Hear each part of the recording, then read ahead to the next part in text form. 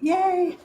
All right. Hi, everybody, and welcome to another fantastic episode of the Killer Author Club. We are here with the one and only V.A. Paris, otherwise known as Killer Bernadette, who will be telling us all about her latest thriller, The Guest. We have tons to talk about, so grab your cocktail, or if you're on Pacific time like me, your tea, and your list of questions for Bernadette, and strap in, and we will see you on the flip side. Thought you really loved me, guess I was wrong. Thought you'd never leave me, guess I was dumb. Waited like forever to be your plus one, but I guess you were done. Hello, everybody, and from wherever you're watching, if you've been with us for 2 years or just getting started with Killer Author Club, we're really glad you're here. I'm Killer Kara Ruda, along with the founding members, Killer Kimberly Bell and Heather Gutenkopf, and we're so excited to be welcoming V.A. Paris to talk about her latest novel, The Guest, and all things killing of the fictional kind, of course. So make sure you drop your questions for Bernadette in the comments, and we will try to get to as many of them as possible. Time goes fast on these shows, as you guys know. Kimberly, would you please do the honors and welcome our killer guest? I would love to. V.A. Paris is the New York Times and internationally best-selling author of Behind Closed Doors, loved it, The Breakdown, Bring Me Back, The Dilemma, and The Therapist. Having lived in France for many years, she and her husband now live in the UK. She has worked both in finance and as a teacher, and she has 5 daughters, which, wow, that's a lot of girls in one house. Hello, Bernadette. Thank you for being here. Hi, Kimberly. Hi, all of you. It's lovely to be here, especially as it's publication day today. So it's extra special to be on your program tonight. And yeah, it's great to be able to celebrate and finish off the day because it's 9 p.m. here. Well, I love it. We're so honored you're here, especially on your pub day. And we are going to talk a lot about the book in great detail in a minute. But for now, can you just give us like the quick elevator pitch for The Guest? Yes, it's about a guest who overstays her welcome with disastrous consequences. So that is my elevator pitch. I could go on much longer, of course. But... Loved it. And we have so many questions, and we're going to get to the questions in the comments as well. A reminder to everybody to drop them in the comments, and we will be scouring the list to ask Bernadette. But first, Heather. Yes, the killers, we love our cocktails and mocktails and tasty drinks. So every episode, we ask our killer guest to come equipped and bring their favorite recipe for a cocktail. So Bernadette chose the slow champagne. Can you tell us a little bit about this drink and why it is so fitting for this book? Well, in this book, there's a lot. I think it opens with champagne. They're drinking champagne at the beginning of the book. And in fact, I realized that in every single one of my books so far, champagne is mentioned. There's always somebody drinking champagne at one point in the book. And I think that's because, having spent so much time in France, champagne is something that people drink quite frequently there. If you go to somebody's house, there's always an occasion to open up a bottle of champagne. And it's not really just for special occasions either. So, of course, I had to choose champagne for my killer cocktail. And my husband always makes sloe gin at Christmas. He goes and gathers the sloe berries and then he makes sloe gin. So for me, it's a really nice cocktail because I do like champagne on its own, but it's always nice when it's got a little flavor in it. So I'm just going to pour mine now because it's 9 p.m. for me and I think I'm allowed to celebrate publication day. Yes. You deserve it. Yes. I hope there's somebody that is actually drinking out there with me. No, there are people. No, there are Anyway. people out there. Yes. Don't worry. They're waiting. It's our tradition. It's just a little early over here. Cheers. Congratulations. Cheers. Oh, that's so good. That's so good. Yeah, that sounds really good. Yeah. All right, you guys, as you know, the Killers and I started the Killer Author Club 2 years ago so that readers like you can interact with some of the best suspense and thriller authors in the business. Our winter-spring lineup includes superstars like V.A. Paris, the Lisas, Lisa Gardner and Lisa Scottaloon, Chris Bohalian, is that saying that right? I don't think I did. Okay, Mary Kubica, and so many more. Dates, times, past episodes, and much more can all be found on killerauthorclub.com. But tonight we're here to talk about The Guest, Bernadette's darkly twisting thriller that came out today. So it's a February 2024 Library Reads Pick, Hall of Fame, one of Apple's best books of February, one of Women's World's most anticipated books of 2024. Apple Books says, a tightly woven, character-driven, The Guest shows how secrets can build into toxic time bombs.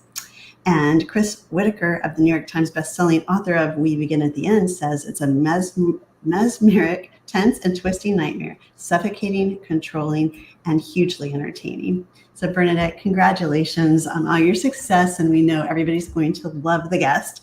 So we have one beginning question for you, and that is, when do you kill?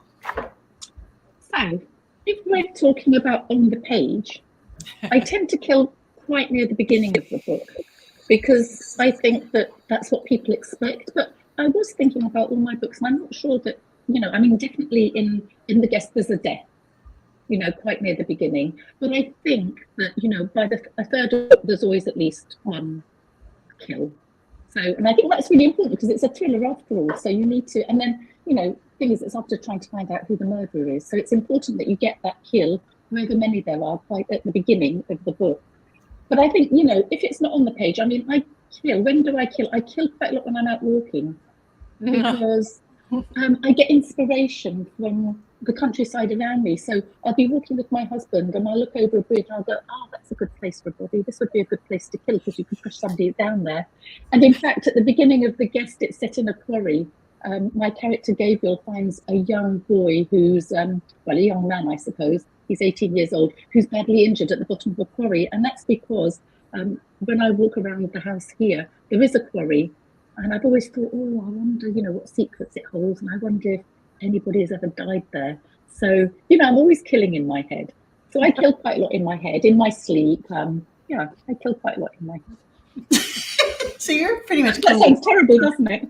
I think you're killing all the time from what you're saying. You're killing while you're walking, sleeping, sitting. Maybe you're killing right now and we don't even know, but you could be. No, not now because I'm too busy concentrating. But you do have to find out places when you can kill, when it would be possible for somebody to be killed.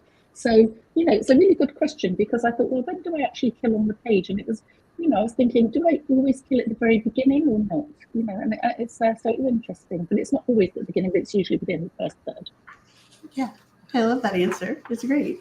Okay, so in The Guest, we meet Iris and Gabriel, who have just arrived home from a much-needed holiday, only to discover that their friend, is it pronounced Lori, or is that right? In French, it says Law, yeah. Okay, is in their house, and more, she's kind of moved in. So how did you come up with this setup? The quarry killing, and then you've got this woman who's living in their house. I'm not really sure. I think we've all had guests who have overstayed their welcome. And I was having a conversation with some friends last year in France, and so I was with two friends, and one of them was staying with the other one, and we were just talking, and I was saying that there's this saying, and I think it was Benjamin Franklin, I'm not sure, who said that after 3 days, fish and guests smell. Yeah. And I always think that 3 days is exactly the right time. 3 nights, that's probably 5 days, and I think that's great. And after that, goodbye. And one of my French friends took real exception to this, and she said, well, that's not a very nice thing to say. And she was staying with my other friend. She'd already been there about 7 days. Oh. So, and the other friend was saying, yeah, I think 3 days is about enough. So it actually got me thinking, if somebody just came into your house and a friend, and you wanted to help them because, they were struggling, but what if they didn't go? And how can you tell them to leave when they don't really seem to have anywhere else to go? Although Laura could have gone to her mother's, she could have gone to some of her French friends, but she just didn't want to. And I just thought it was great, to have this kind of character who was annoying or not. I mean, she seems annoying at first, but, is she really that annoying? I don't know. At what point would somebody, say, that's enough? You're wearing my clothes, you're rearranging my cupboards, please leave. Sleeping in their bed, yeah. Like she was pretty much all in. Yeah. But I also felt sorry for her, right? Because she moved in because she found out that her husband had this love child with someone else, and so I was kind of sad for her, but also like, okay, now it's time for you to go. Yes, I think she was just a little bit naive, not realizing how much I think she thought she was helping some of the time by rearranging the cupboards. So, I don't really think that Laura, she wasn't a nasty person. She was just completely, a bit naive about the effect that she would be having on the other two, especially, I think because they'd always been great friends They stayed in each other's houses. They had keys to each other's houses. So really, it's true. How far would you go for a friend? Maybe you would let a friend move in for 6 months or whatever. I don't know. I'm not sure whether I would. Depends which friend. Yeah. Such a great setup, great Yeah. premise. And we just, things can go in so many, many different directions, and just a lot of fun. And so, Laura's walked out on her husband, and she takes over the household. People are getting a little bit irritated, but slowly some secrets are starting to unfold, including Gabriel, who is suffering from really PTSD from a discovery that he made some time before. And do you want to tell us a little bit about Gabriel and his character and what he's going through? Because on top of everything that Laura's going through, Gabriel's really struggling himself. Yeah, he's really struggling for 2 reasons. The first is that he's a doctor, and he couldn't save Charlie.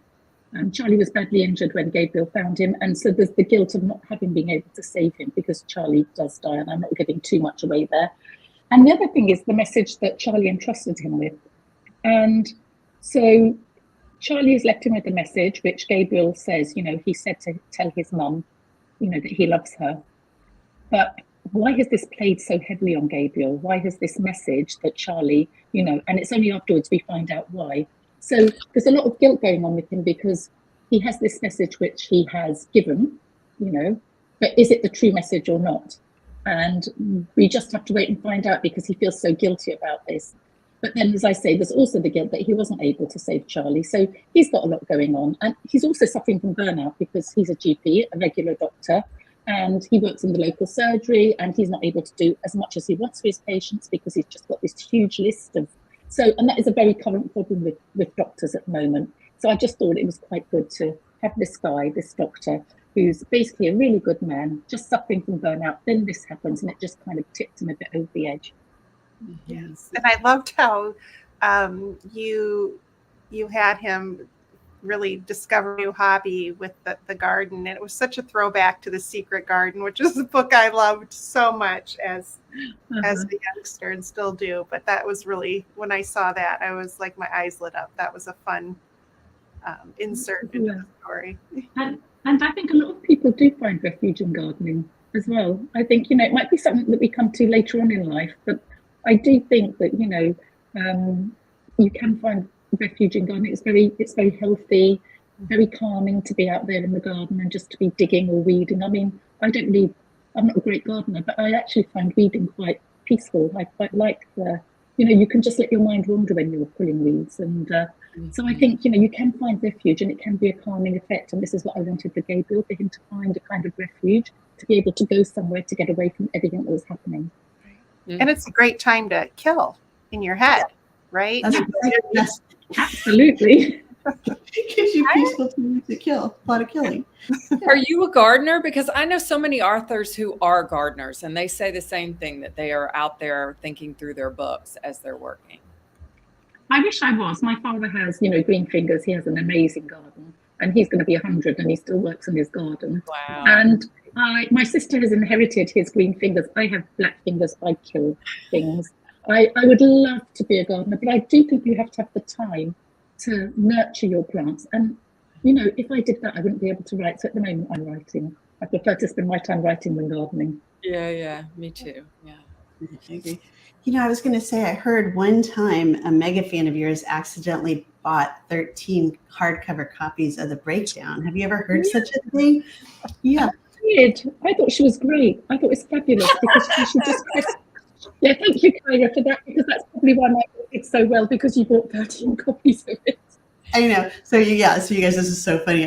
We were at a conference, the same conference, and I had just gotten 13 copies delivered from the Breakdown. And then I didn't realize she was going to also be at this conference, and I'm such a huge fan. And so I had to show her the photo of me with my 13 copies of her book. But anyway, you were very gracious. It was so great to meet you in person. If anybody's listening out there, if you'd like to order 13 copies of my books, please do. Yeah. I shall have tea with you if you do, probably. Maybe. I don't know, not probably, but yeah, you should. It was good. What did you do with them all, Kyra? I don't think I ever asked you. What Well, you did with you know, them. Were you able to I'm a big fan of yours, so I'm not kidding when I say that. So it has a lot of gifting capabilities. Yeah. Have you guys ever heard of B.A. Pierce? Well, I'm kind of a mega fan. So here you go. Yeah. But anyway, I just thought that would be a funny story to tell everyone. So anyway, it was a lot of books. People are saying, that's a lot of books. It was a lot of books.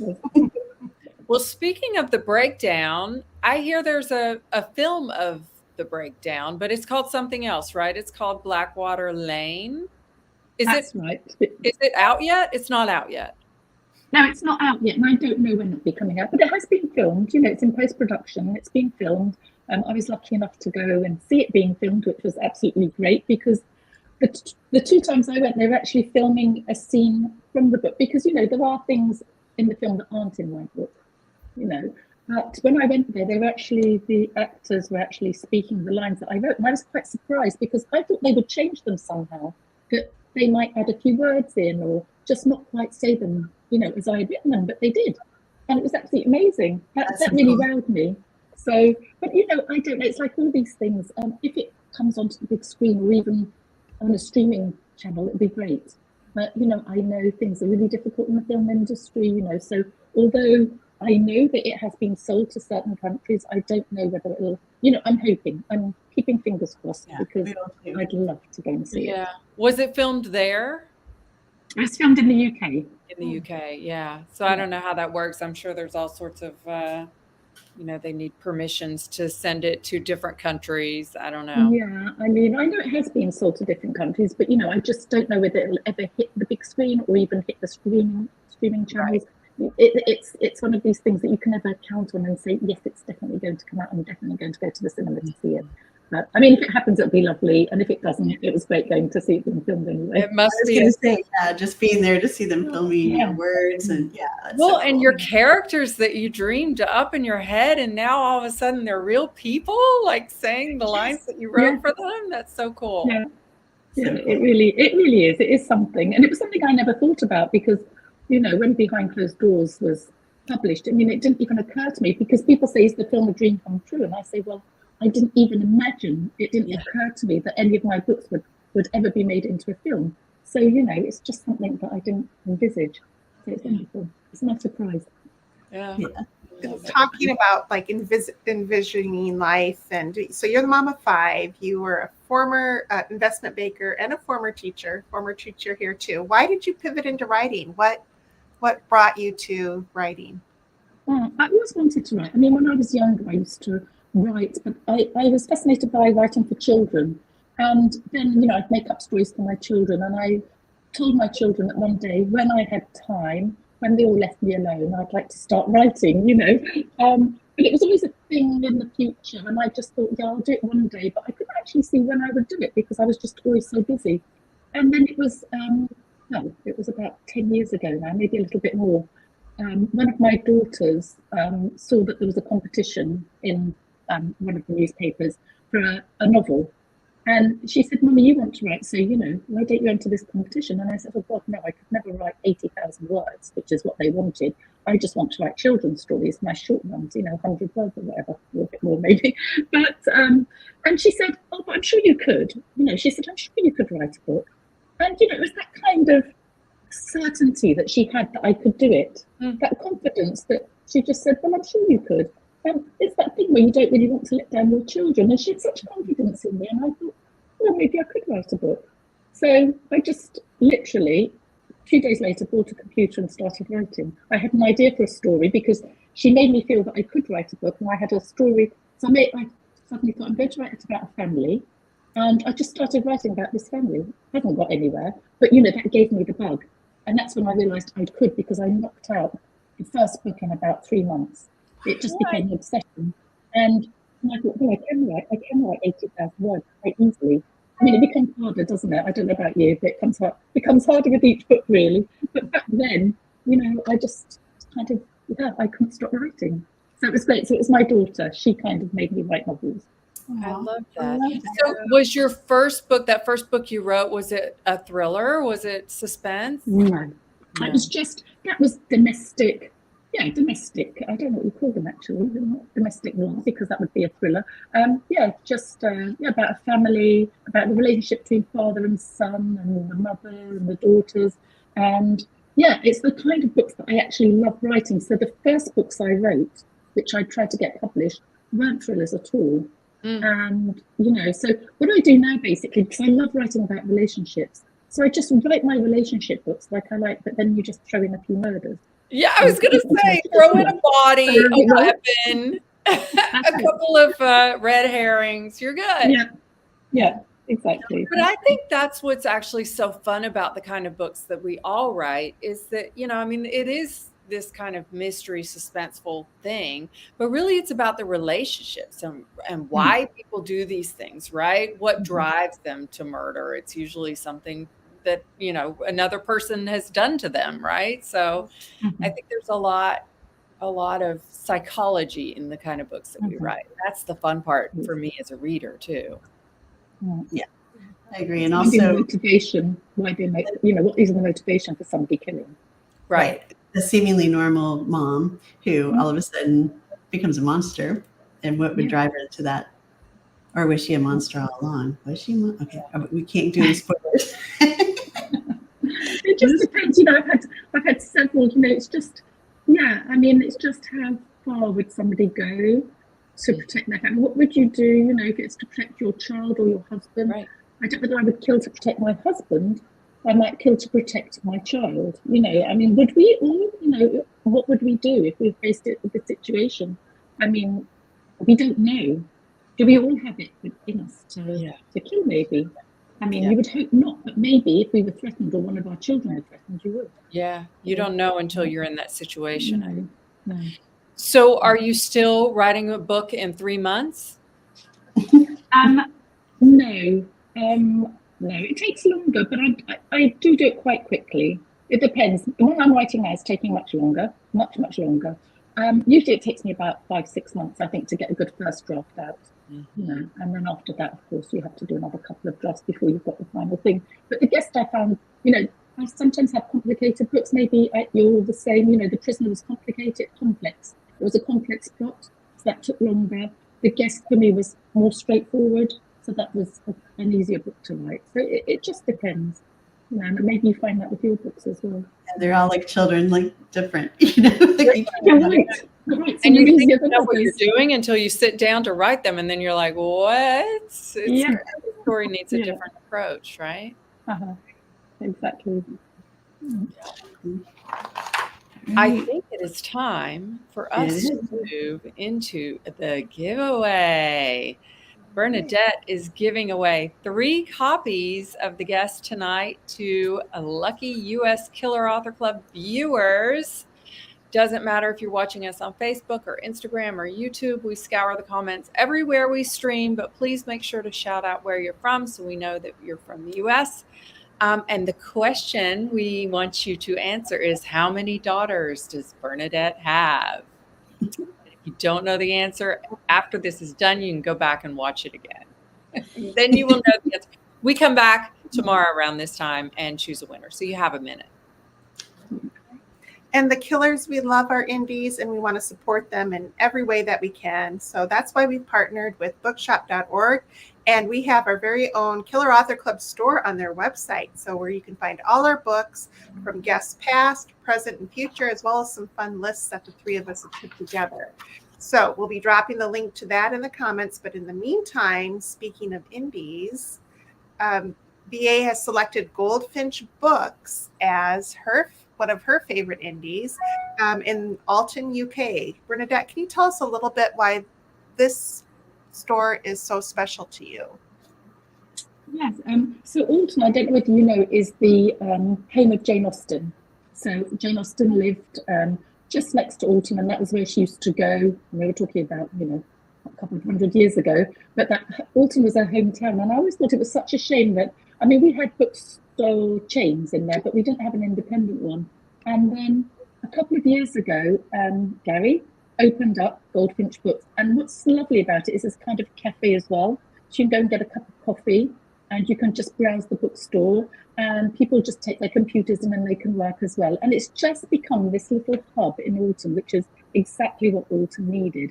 And he does some great events. So, there'll be authors speaking there, and people can buy a ticket, and it costs £5, but you get a glass of wine in that £5. So you can sit there with your glass of wine and listen to authors speaking, or it's just, and they run workshops. It's just great. It's not a huge bookshop or anything, but it's just this little hub, and it's brilliant. It's exactly what we need in Alton. I love it. I wish we had one of those in Atlanta. Yeah, there is this I special. Yeah, it's nice. It's nice when you go to a bookshop and have a cup of coffee, I think, and browse the books. And it's just really surrounded by books and people who love books. Yeah, it's nice. Very nice. All right. And as much as we'd love to invite every amazing killer author to be featured on our show, there are so many fantastic authors and only 3 of us, but we can't let this day go by without celebrating 2 very special authors, both of whom are offering up a giveaway of their brand new releases. So first up is Where They Lie by Claire Coughlin, and it's out today. She's giving away 3 copies to 3 lucky U.S. winners. It's an immersive literary thriller set in 1960s Dublin about an ambitious young female journalist whose investigation of a long-missing actress will take her through misty streets and the tangled underworld and force her to confront the long-buried secrets of her own past. We'll drop a link to that book in the note for you. And the second book we're celebrating is The Custody Battle by Ellie Monago, and it's out tomorrow from Bookouture, and she is giving away 1 copy. California-based uber-rich couple Greg and Madeline have everything. The problem is Madeline no longer wants Greg. Ha! In this impeccably plotted and smart suspense, a brutal custody battle drives someone to murder. Dark and totally addictive, this is a story about family tearing itself apart and each parent's struggle to survive. Sounds great. And we'll drop a link to that one in the comments as well. Kimberly. Me? Wait. Oh, is it Heather. Heather? So we'll do the swag giveaway. So membership has its privileges. So if you're on Facebook, check out our private members only group called the Killer Author Clubhouse. And this is the place for the really hardcore killers, where we share book recommendations, have all kinds of murderous fun, and hold giveaways. So every episode we choose a name from the Killer Author Clubhouse hat to win a piece of swag. It could be a t-shirt, mugs, candles, totes, hats, all of which can be found on our website at killerauthorclub.com. But tonight's winner is, drum roll, Kara Hildebrand. So Kara, contact one of the killers and we will send some swag your way. Love it. Yes. And Bernadette, we have really good news.